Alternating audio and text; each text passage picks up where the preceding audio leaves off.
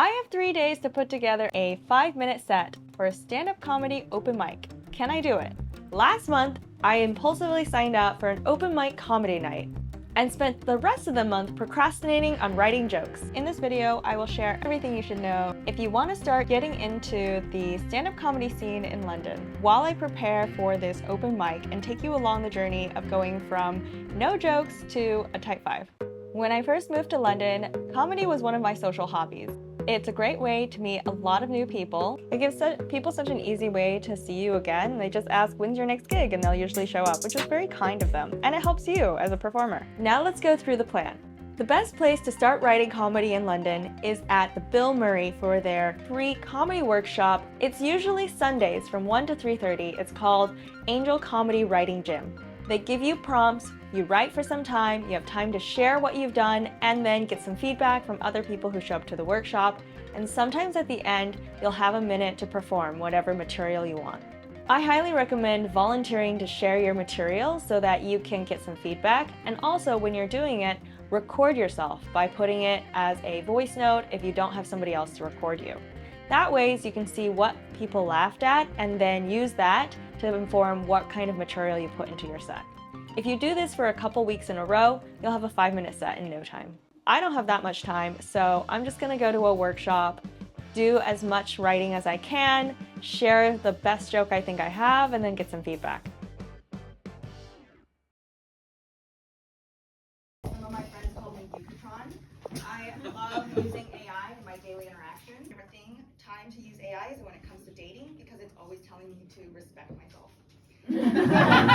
Also, why do your friends call you Yucatron? I think that's really funny, but you just blew right by it. Your friends call me Yucatron and then you just... Is that what I thought it was related to the roboticness. Do they call you that because you use AI so much? No, for other reasons. The other way I'm gonna write is just by freestyling, taking out a voice note and then word vomiting for a while and seeing what sticks. I've got this 20-minute walk until I get to the train station. My first instinct on these type of long walks is to call a friend or listen to a podcast, but I have a stand-up comedy open mic to prepare for. So first I need to make sure I have all the material written down, and then I'll just record myself with a voice note and then just repeat it on this walk. By the way, I don't have all my material for this 5-minute set. I was going to just use stuff that I had done before because I've done open mics 1 or 2 times in my life. I was gonna pull a couple jokes and then the rest I was just gonna freestyle on this walk and just see what sticks. So just like grab a voice note and talk to myself for the next 15 minutes and see what kind of jokes come out of it and then use those jokes for my set. Now I'm putting together a Google Doc of all my jokes. So first of all, I'm going through all my phone because I've got a bunch of voice notes here that I've done. First from my walk where I just brainstormed and spoke out loud. Also, I have recordings from every time I went to the stand-up comedy workshop, and I recorded both what I said and also the feedback that was given. So I'm gonna play through each of those. And let me see if I have an example here. I have something from October 2022. I wonder what this says. No, that's just music. Hi, my name is Yuki. I'm American. I moved from New York to London because of love. Okay, so I have this. I have these old voice notes. I think these are all from my practices. Anyway, if I were you, I recommend having better organization of your voice notes than I do, because right now I'm looking through all my old voice notes to find all the jokes that I made. Anyway, so you can just go through all your voice notes for every time you go to the stand-up comedy workshop and then play those. And then what I do is I transcribe all the notes onto this Google Doc. And by the end of it, you should have about 2 pages of jokes. I don't know why I have some of these highlighted, but anyway. So I have a bunch of jokes written down now. And once I've written this down, I'm just going to repeat them. As I start repeating all of these jokes to try to memorize it, then naturally some kind of flow and order will come, because some will be easier to remember than others and some will have a natural transition, which means I can reorder it later. But the important part is just to get all the material down, find out how many minutes I have. When I first did this, I think I had 10 minutes and then I cut that. And it was good because then I could cut all the jokes that were weaker and the ones that I'm more interested in testing out with an audience. Also, I have poor memory, which means I find it hard to speak for long periods of time without looking at notes. Even making videos like these, I stare at my Google Doc, willing the jokes to magically transfer into my brain. No luck. Time for plan B. I record myself reading the jokes and play it on loop. By the 50th listen, I'm either going to remember every word or develop a passionate hatred for the sound of my own voice. Maybe both. So we're here at the little yellow door, which is the venue for tonight, and we're doing a set, 5 minutes. Anyone can perform. It's free to enter, free to perform, but you do have to bring a springer. You have to bring a friend who will sit for the whole set, and it's a stayer, which means you have to stay for the whole set and watch everyone else's stuff too. It was really easy to sign up. Slap and Giggle is the organization that is putting up this series. So there's a bunch of stand-up comedy open mics around London. I just picked the one that was closest to me. This one's in Notting Hill, very convenient to get to. It didn't require a deposit to sign up, and they release new openings once a month. So there was an email that came out saying, here are the dates for August. I responded immediately. It's first come, first serve. I didn't have to prove or have a reel about how many gigs I'd done. But when I showed up, I explained how many gigs I'd done, which was about 10 in my life. And after those 10, I was put on for the first of the second half. On the way here, I was just practicing my 5 minutes over and over again. So the way I did it was I had a list of jokes that I just wrote on a Google Doc. And then from the Google Doc, I just did a voice note of myself repeating every single joke, and then listened to the voice note, then just repeated it repeatedly on the walk here. It was 20 minutes. So I did this in the morning, right before I got here. I did it yesterday in the afternoon as well. So once you do this, this is how you memorize a set. I've never actually done a completely memorized set before because I've always used notes, but I didn't bring any notes this time. So I better remember everything, because if I don't have any notes to remind me. I introduced myself to the host, Connor, and he told me what spot I had in the setup. So when I got there, he asked me how many gigs had I done, and I just told him under 10 in my life, and so he put me towards the middle.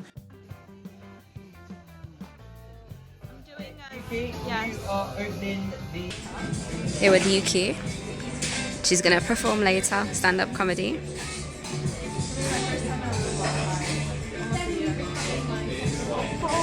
Since I last performed. Crazy.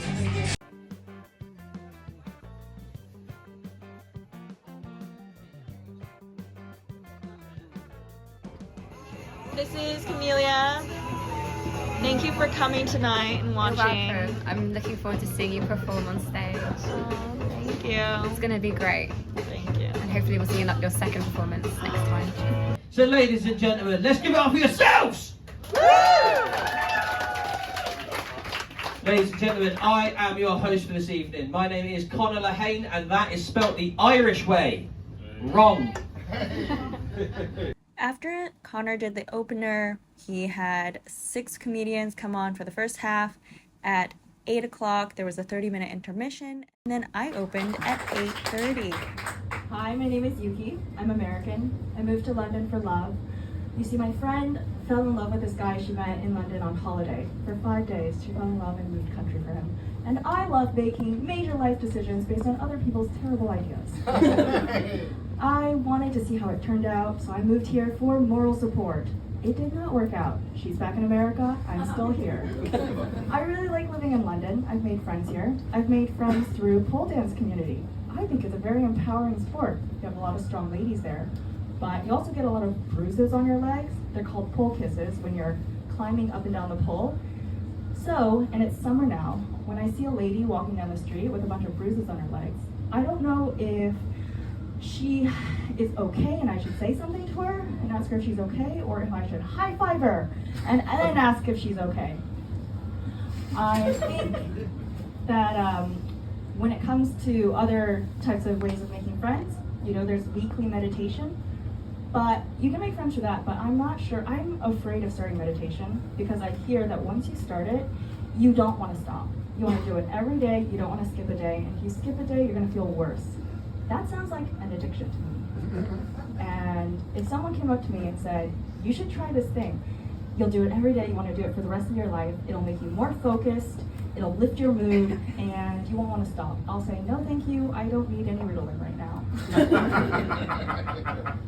It wasn't wild for me to move to London because I was actually previously working in the UK, in France. And France is the only country where open on Sunday is a legitimate advertisement for a shopping mall.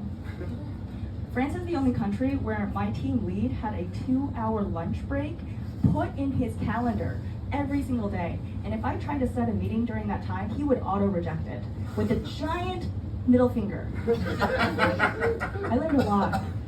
Something else I learned about work is that if you want to be promoted, you should tell your boss, I want to make manager in 3 years. Am I on the right track? So I thought, great idea. I went to my boyfriend and I said, I want to make wife in 3 years. Am I on the right track? He said no. Then he fired me. But technically he laid me off.